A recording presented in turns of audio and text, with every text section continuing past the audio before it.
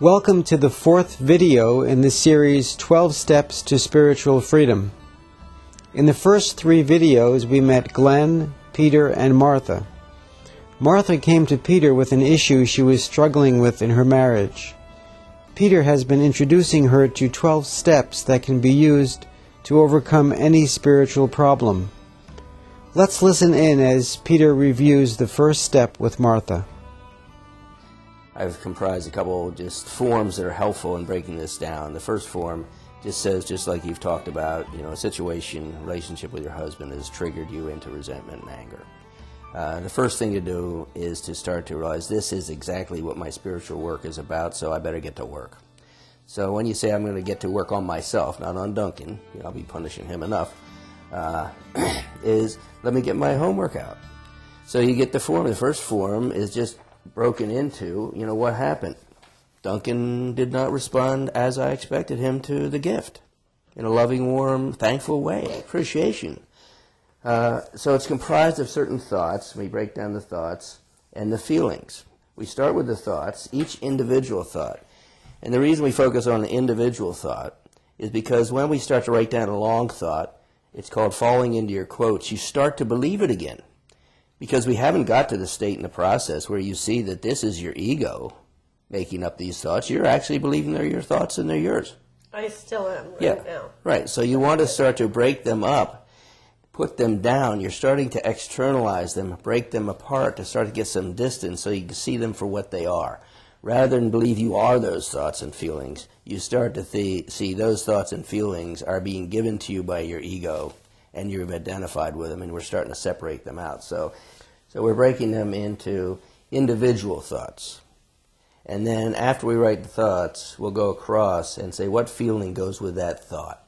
Okay, and we have here a sheet specifically for that that's divided into thoughts and feelings, which you can find on the website. Right. So just list some of the thoughts that came to you in response.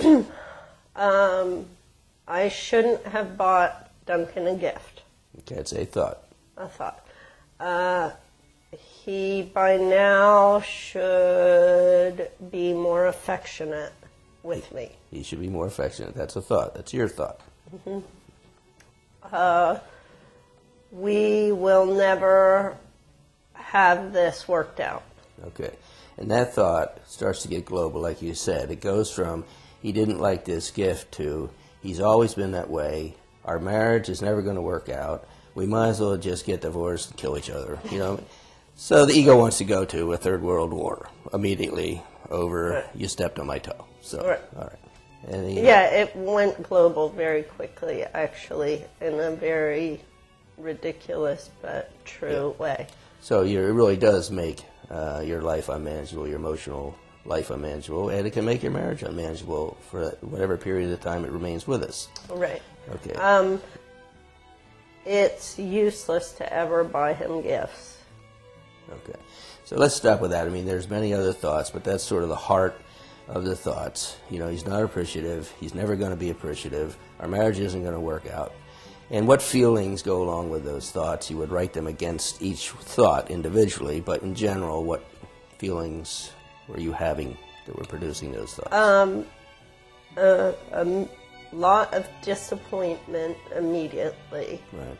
Just tears came up right away, like sadness. Disappointment, sadness. Sadness. Fear, like if after 25 years we can't get simple gift-giving down, we're screwed. Okay, so that's a thought. After 25 years we can't get it down. Okay. And the feeling that goes along with that is sadness and fear. Fear. And disappointment. Resentment and anger, just like really angry that anger at myself and also him, but anger that I'm so stuck in something like stepping on his toe or vice versa. Okay. That a present could trigger all this ridiculousness. Martha is angry and disappointed with herself and with her husband. As she puts it, after 25 years we can't get simple gift-giving down. How could a present trigger so much ridiculousness, she says. Pete will help Martha see that the real trigger is within her. It's not the present or her husband's response. It's something Peter will call ego-based love. Let's turn to the next video to see what Peter means by this.